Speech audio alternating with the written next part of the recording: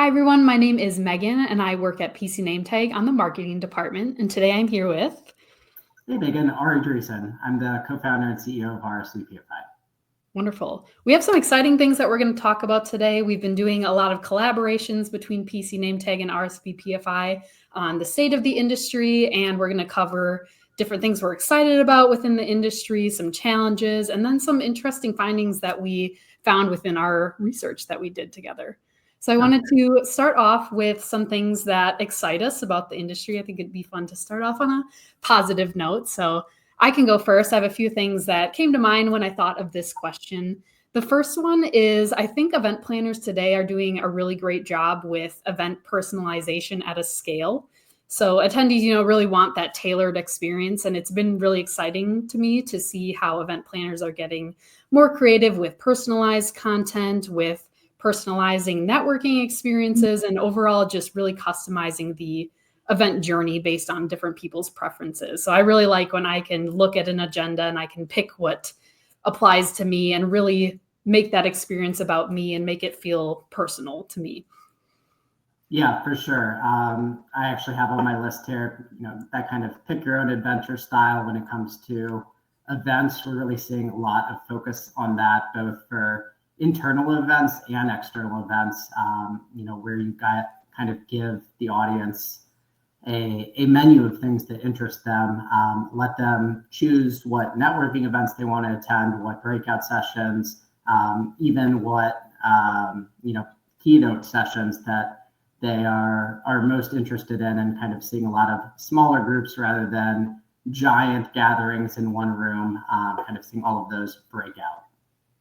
That's actually a great segue into the next thing that I wanted to cover. Another thing that I've been learning more about is return on relationships. So we've all heard of ROI, but I thought this was an interesting new concept.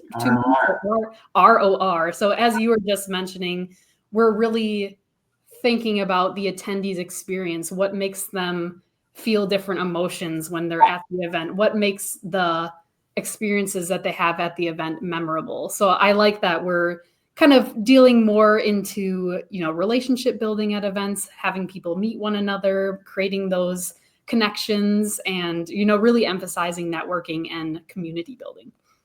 Yeah, and that ROR is even harder to track than the ROI, which is definitely a focus, particularly at the C-level these days, as you're trying to figure out, where to spend that marketing dollar. But ROR is definitely a lot less tangible and harder to get your arms around. So interesting to see how event professionals are going to kind of tackle that justification. Mm-hmm. Awesome. My last one that I wanted to bring up was I'm seeing event professionals getting more creative with pairing sustainability and diversity and inclusion, which is kind of interesting. So one example recently is I attended an event at the Baird Center in Milwaukee, and they're doing some really interesting things that I wanted to just cover as an example on this video. So the Baird Center is doing some really cool things. So they're LEED Gold certified. Another cool thing that they have there is this machine called an Orca digester. So basically when they have big events and there's leftover food, you can put the food waste into this Orca digester, and it turns the food waste into liquid. So it basically diverts the food waste from the landfill. So that was a really interesting thing that a convention center is doing. Another thing that's really cool that they're doing is using inclusive menu options. So for example, they make these homemade pretzels, and instead of using gluten flour, they just use gluten-free. It's like, no, let's just default to the option that everyone can eat, which I thought was cool. And then the last thing that I thought was really cool about the Baird Center is they have removable bathroom signs. So let's say you have an event that's going to be primarily women. They can actually take the bathroom signs off and convert it into women's restrooms, which I thought was kind of cool. I've never heard that with a convention center before. And another really cool thing is they have a wall that can come down and hide the urinals if you want to convert it. Meaghan, that was going to be my next question. What do you do about the urinals? Yeah, there's a wall that comes down to hide them, which, it doesn't sound, it can make a big difference. Innovative. So I think it's kind of cool. I like that convention centers are thinking outside the box with inclusive spaces, whether it's restrooms or sensory friendly rooms, rooms for nursing people. I think that'd be kind of cool. So that's one example of how I am seeing event planners partner with venues to make a great experience for attendees with sustainability and DE&I. Sure. Yeah, I think sustainability is an interesting one. It's always been there, and for us at least, it really depends on the client and what that client does. We just had a recent client, and this is actually in your guys' world, talking to us about our badge printing solutions on site and really wanting a sustainable option, but not just a sustainable option. They wanted a badge that could have recycled paper, but have seeds in it and be planted to grow a plant. And yeah, that's not something we do yet. I don't know if it's something PC NAMETAG does. We've also had people bring that up. We're not quite there yet, but I love the idea behind it. Yeah, so a lot of sustainability focus, certainly, but I don't think, dramatically different than years past. Great. Any other things that excite you about the industry? We've been, and this is kind of a COVID throwback. It was kind of always our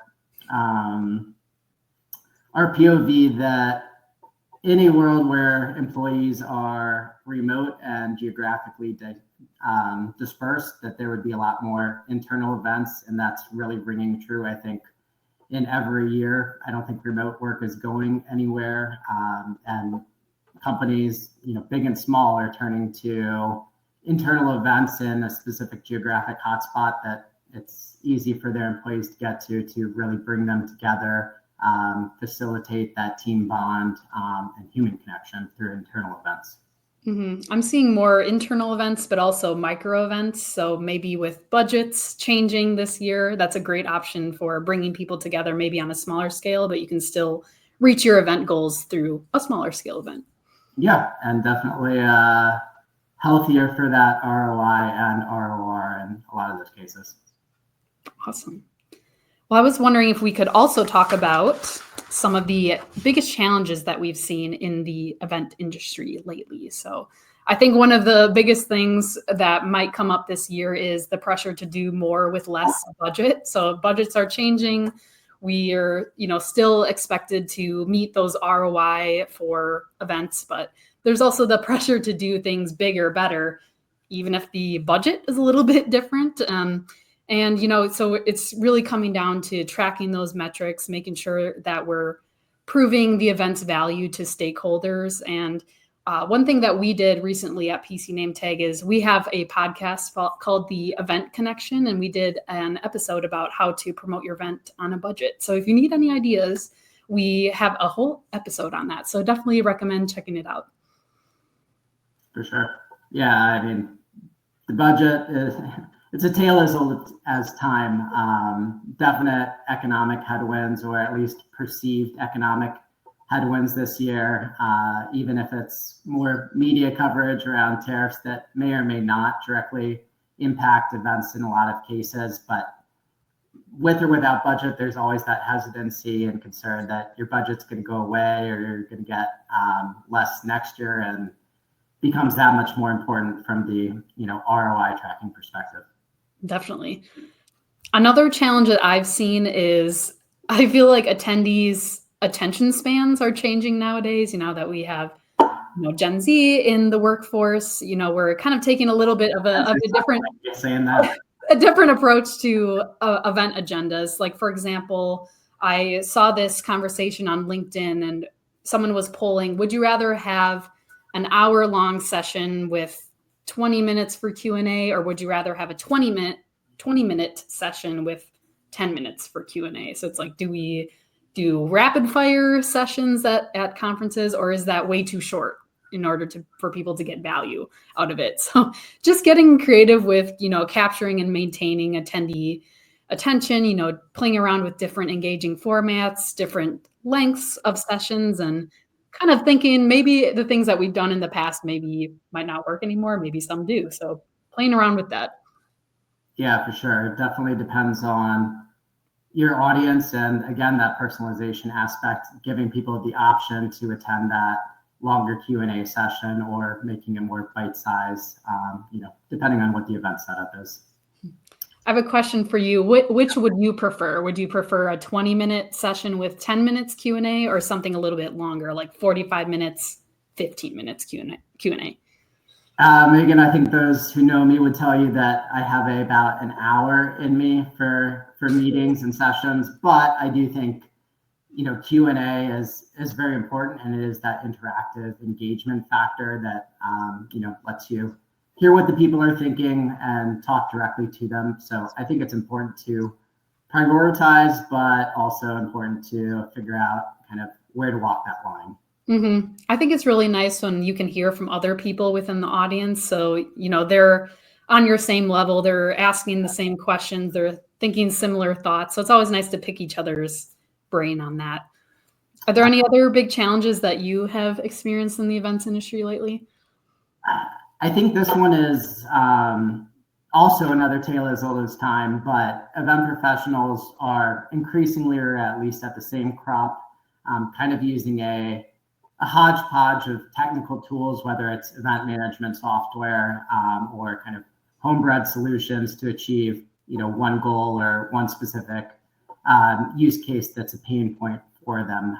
But I think we're going to see a lot more kind of combination of platforms that do more than just one or two things. And if you're not familiar with RSVPify, for those listening, we're an all-in-one event management software platform that lets you send invitations, create branded event websites, manage registration, sell tickets, track RSVPs, kind of all that stuff in the full life cycle. And I think bringing all of those tools under one roof and making those tools connect with the other tools that event professionals are using, like their CRMs, whether it's Blackbaud or HubSpot, Salesforce, so that there is that two-way sync and that they don't have to be leaving one tool to update a record in another tool, and really figuring out ways for event professionals to spend less time managing their tools and more time on kind of that human connection in events. I think figuring out your event tech stack can be overwhelming for some event planners. So having all of those different things within one platform is so nice to have.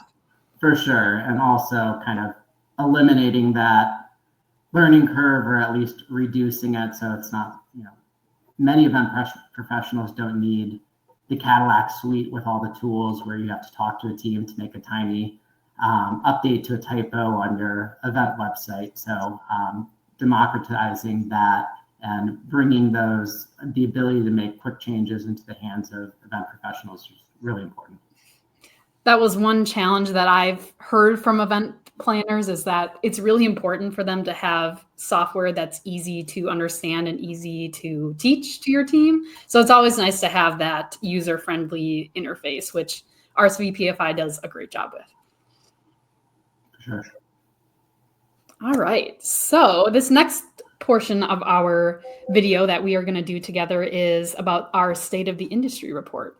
So if you aren't familiar, RSVPify and PC NAMETAG did a really cool research study together recently, and we asked event planners how they're feeling about different elements within the industry, what they're really looking forward to, what they're struggling with, how they feel about their career stability, how they feel about AI, how they feel about event sustainability, lots and lots of different topics. So I wanted to give some sneak peeks on some things that we learned within the State of the Industry report. And by the way, if you would like to read it yourself, we will link to that so you can get your own copy. So I think I'll go ahead and start. I thought it'd be interesting to go through some of the things that surprised us from our joint research that we did together. So I can kick us off. Sure. One portion of our research asked event professionals, what are they most concerned about with event registration, which is a hot topic for our planners, I have found. So here are the top 3 challenges that we found with event registration. The top challenge was accommodating last-minute registrants. The second one was printing event badges on site or on demand, which makes sense. Mm-hmm. And then 3, coordinating printing and organizing badges. So I can just go through each of those really quickly. The first one of those badges. I know it's a whole thing that we have to figure out, but luckily, people like PC NameTag can help you make it easier. So accommodating last minute registrants, I know that's become a little more difficult in recent years. For example, we had an event that we worked with recently, and I think they said like 500 to 1,000 attendees were registering the week of the event. So that's very hard to make sure all these people have badges that have their names properly on them. And we'll talk a little bit about how to work with that. But that's one thing that we're contending with. Printing event badges on site or on demand. I know that's kind of popping up in popularity. Doesn't mean that there isn't a spot for pre-printed badges, but on-site badging is becoming a lot more popular. We're seeing at PC NameTag, and then coordinating, printing, and organizing badges. It's always a hot topic, and making sure that your event registration table looks really nice. So some things that we can help with at PC NameTag, if you're kind of curious about how other event planners are dealing with some of these event registration challenges, is to have an art-only badge. And I have an example here. So here's a mock badge where they have left this white space on the bottom. So if you have last minute changes or someone's name is spelled wrong, you can use a blank label maker and print that out and stick the label right on the badge. So you have a nice looking badge that you did right on site. Or RSVPify also allows kind of the print on site where you could stick on a badge or stick on the, let's call it name tag on a PC NameTag badge. Great, awesome. I have another example. So this is our on-site event registration badge. So as you can see, it's a badge with a pocket on the front. So what you can do, this is an insert that I'm moving right here. You can print an insert on site and then you stick it right in the, here we go, got stuck there. Stick it right in the pocket. So if you want to, pre-print the artwork on the badge, you can just focus on printing the insert, sticking it in the pocket, and then you're good to go. Beautiful name badge too. Wonderful. What's one thing that surprised you in the State of the Industry report? I'd say honestly, the biggest thing that surprised me and maybe didn't surprise me at the same time is just kind of that growing optimism we're seeing among event professionals, where even a year ago, certainly 2 years ago, the sky was still falling. People weren't sure what was next for the event industry as a whole. Are there still going to be in-person events in the world was a question mark a few years ago. And to see, I think it was something like 60+% optimistic. I'm going to stay in this industry for my career. There's great opportunities for me.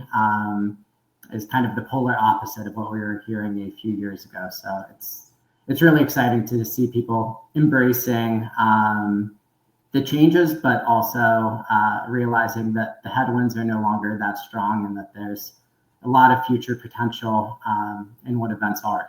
Mm-hmm. I think event professionals really came out a lot stronger after the pandemic. So it's really exciting for me to see that a majority of the people that we had take the survey, for us, they are planning to stay in the events industry in their roles, or even upskilling and moving up the ladder in their role. So it's really exciting for me to also see that planners are really dedicated to making this work and getting through those headwinds.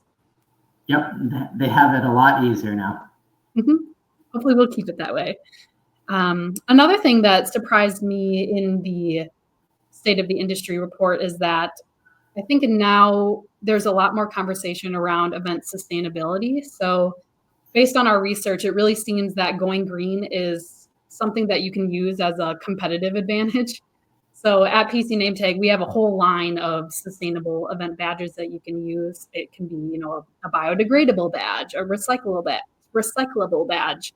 We even have this cool new badge option, which if you went to IMEX 2024, it's called a craft paper badge holder. So this is completely paper-based, and you can just toss it right in the recycling bin when you're done. So I think it's really cool that event planners are seeing eco-friendly badges, eco-friendly lanyards as an easy win. So whether you're, currently using a more traditional option, why not swap it out for a sustainable option and start moving towards your event sustainability goals that way?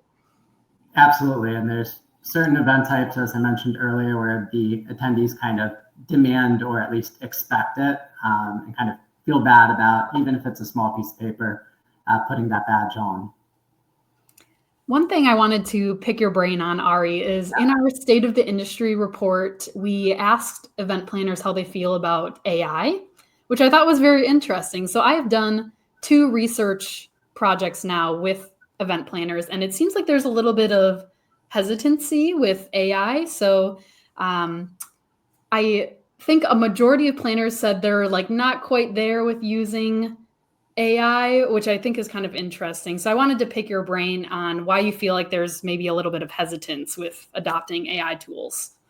Yeah, it's a great question. AI is the hot topic these days, and it's very much the early innings, particularly for the event industry and event profs in general. I don't think anybody's going to be surprised. No offense to event professionals, they're not always the first adopters of new technology. And I think part of that is their mantra, and very fair mantra, that events are human-centered, and the more we introduce and embrace technology, the less human-centered that becomes.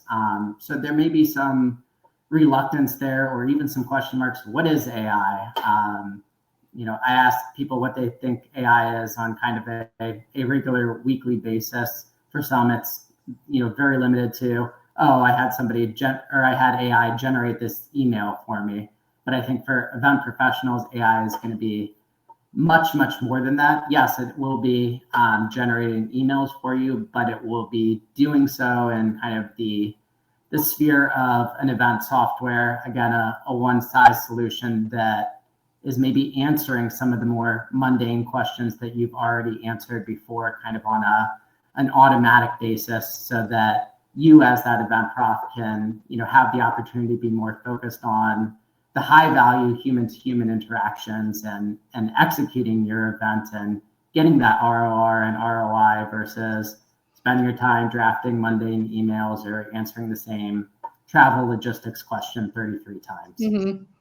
I'm also wondering if maybe event professionals are already using AI. Maybe they just don't really realize it. So for example, do you use Copilot in Outlook to help draft an email? Are you using ChatGPT, Grammarly to fix your grammar? So there might be some ways that planners are already using AI. They might just not realize it yet. But I liked how you brought up that, maybe event planners might not see it as fully trustworthy, or maybe they feel like it takes the human element out of events. And what I would say to that is I feel like AI is a good starting point for you. So you should always be reading through it, kind of tweaking it to your event's brand voice, making it well represent your event. So it's a good starting spot, but there's always room for tweaks to make it sound like you and make it sound more human and fit your audience.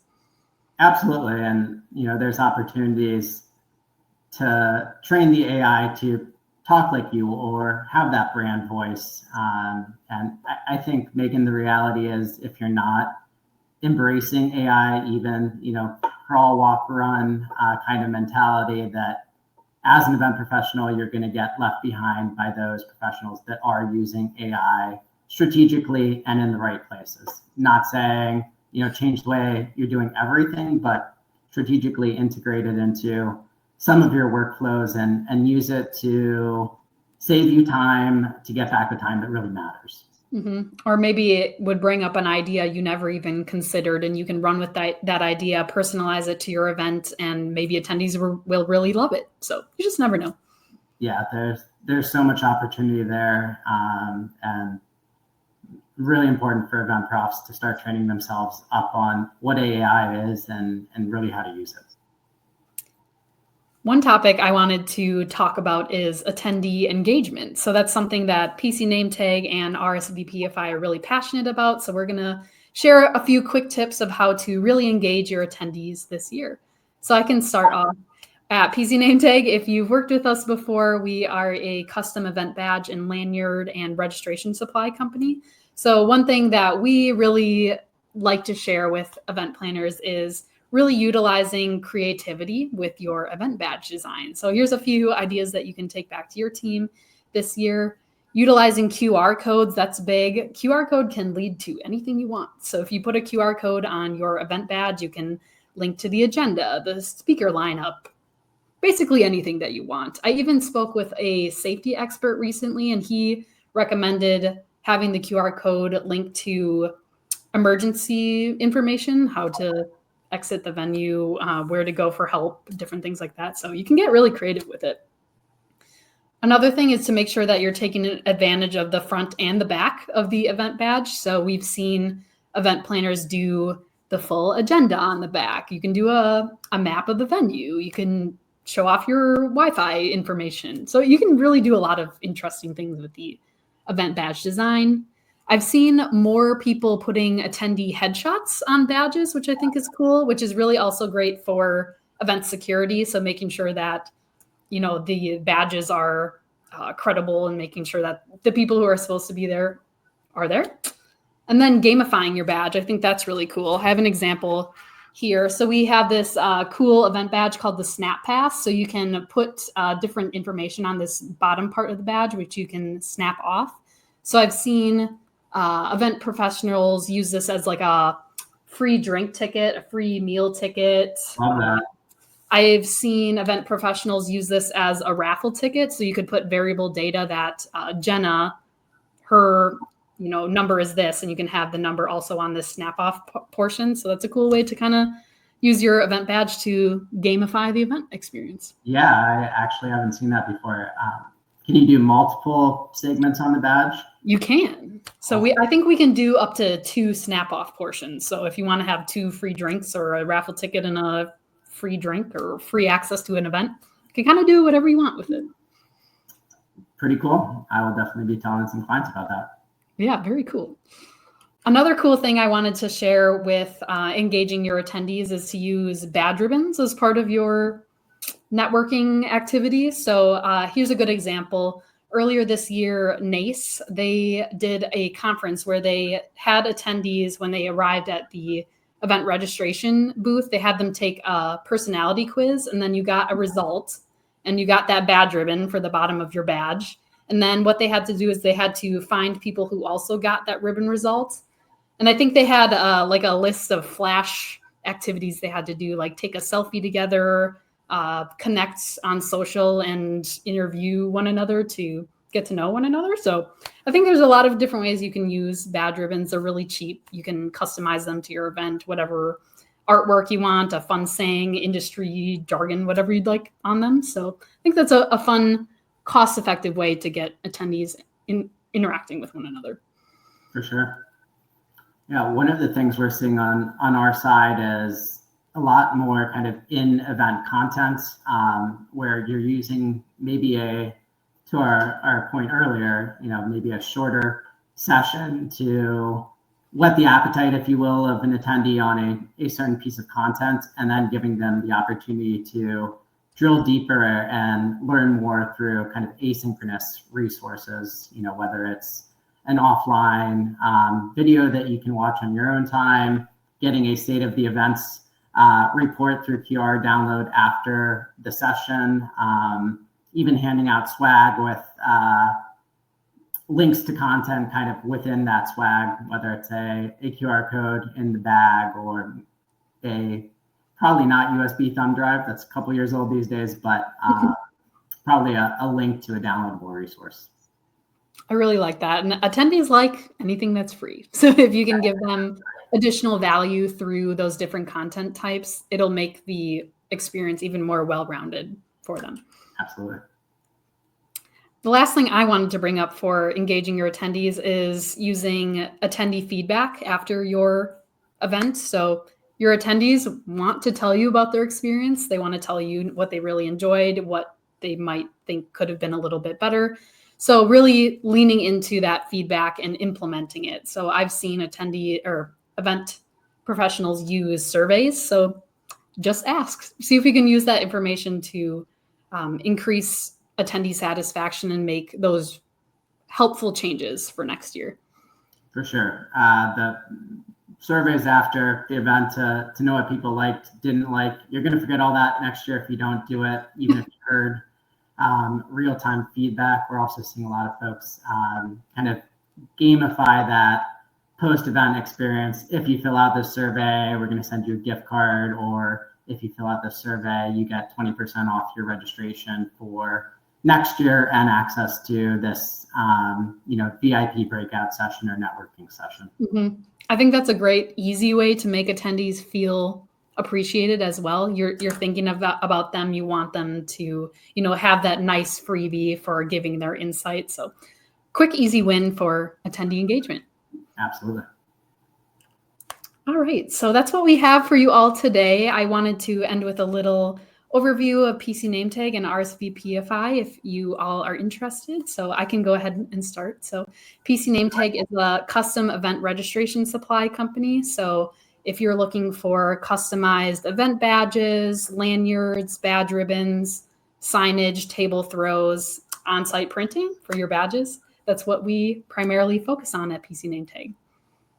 Perfect. And yeah, like I mentioned earlier, RSVPify is a leading event management platform, anything from invitations all the way to check-in on site. I know we do work with PC NameTag with some of our clients, so you can take your guest list right from RSVPify, send it over to PC NameTag for pre-printed badges, and we also can partner on-site badging using one of our two solutions in that regard. So we host hundreds of thousands of events a year, anything from large conferences in Fortune 500 to smaller cross-country, brand activations, for example, as well as personal life events like weddings. So very unique vantage point that it gives us into the direction the event industry is heading. Yep, we love having such great event tech partners like RSVPify. There's lots of great things about RSVPify. Definitely recommend checking it out. So if you all would like to get your own copy of the State of the Industry report that we were talking about today, we're going to link to that. You can go ahead and get your own copy. I also wanted to give just a quick shout out of some of the resources that PC NameTag has if you are interested. We have an educational blog called the Tag Talk blog. It's a educational blog and newsletter for event planners. We definitely love to have you as part of our community. So you can sign up for that if you're interested. And then we also have a new podcast that we are putting out as an organization. So that's called the Event Connection Podcast. So if you're someone who enjoys learning about events from a podcast perspective, we definitely recommend checking that out as well. We're on all the different podcast platforms. So whichever works for you, we're there. Yeah, I saw that on Spotify a couple days ago. Really cool stuff.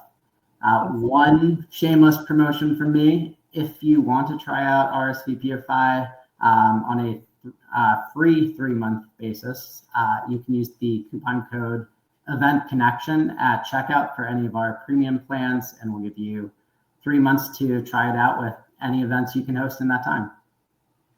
RSVPify also has an awesome blog, so I'd recommend checking that out as well. Make sure you follow PC NameTag and RSVPify on social media, wherever you prefer to get your social. Like, follow, comment.